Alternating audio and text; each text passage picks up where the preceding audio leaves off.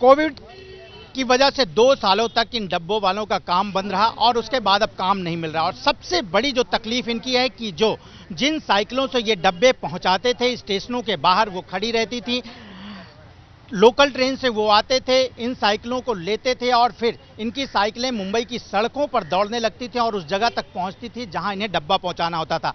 लेकिन इन साइकिलों को चोरी किया जा रहा है।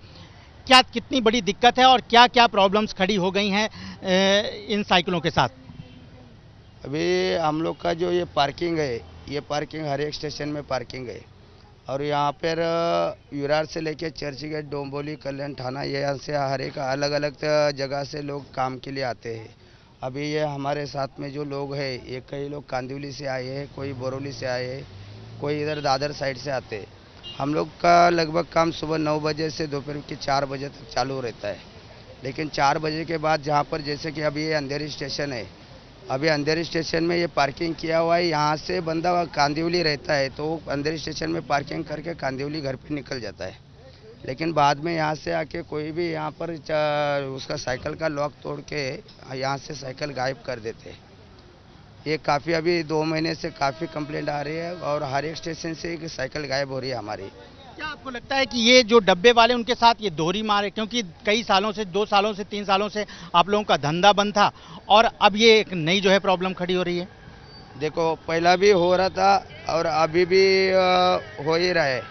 लेकिन पहले का कंप्लेंट थोड़ा कम था, लेकिन अभी ये कोरोना की वजह से लोगों की हालत भी बेकार है।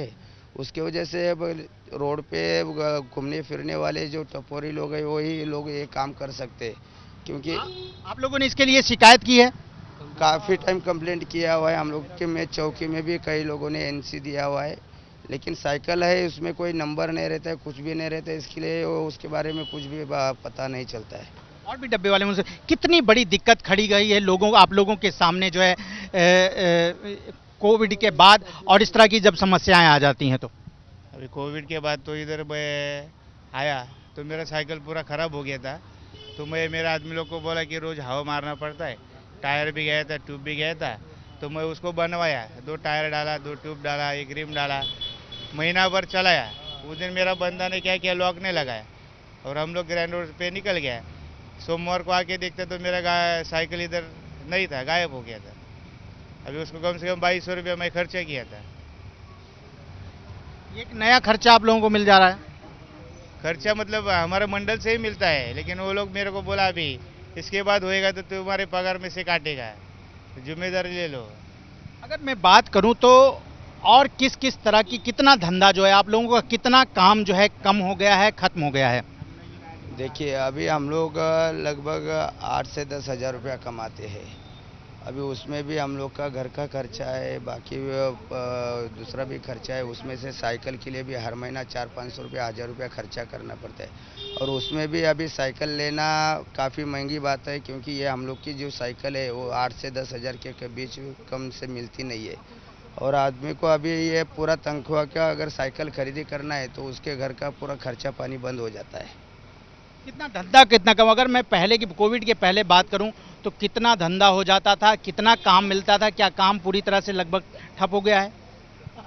देखो, कोविड के पहला जो था, तो कोविड के पहला हम लोग का धंधा जो रूट्स बैठा था, जो रनिंग रहता है, उसमें हम लोग का परफेक्ट चल रहा था। और लॉकडाउन के बाद में कई लोग काम पे भी नहीं, कस्टमर भी बंद है और उसके वजह से धंधा भी कम है। तो घर की हालात भी बेकार है और काम की भी हालात बेकार ही है। कितने डब्बे वाले होंगे जो अब इस काम को छोड़ चुके हैं, आ ही नहीं पा रहे हैं, पूरी तरह से जो है वो निराश हो गए हैं?